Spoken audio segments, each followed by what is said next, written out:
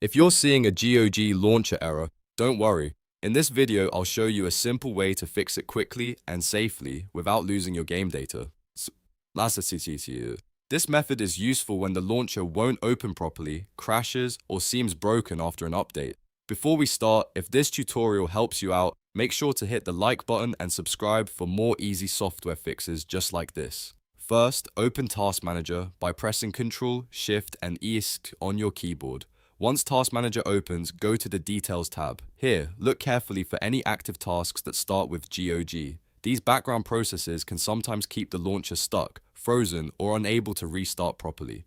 If you find any GOG-related tasks, right-click each one and choose End Task. This closes the process completely and clears it out of memory so the launcher can start fresh. After ending all active GOG tasks, the next step is to reinstall the launcher safely over the current installation.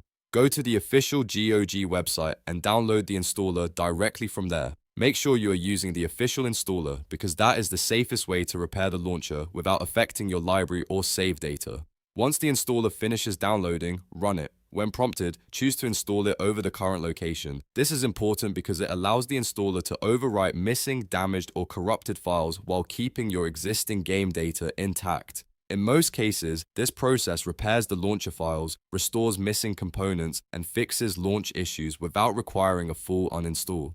Let the installation complete fully and then try opening the GOG launcher again. If everything worked correctly, the launcher should open normally and your error should be gone. If you still see a problem, repeat the steps one more time and make sure there are no remaining GOG processes running in the background before reinstalling. And that's it. You've now fixed the GOG launcher error using a safe repair method that preserves your game data. If this video helped, please give it a thumbs up and subscribe for more quick troubleshooting guides. Thanks for watching, and I'll see you in the next one.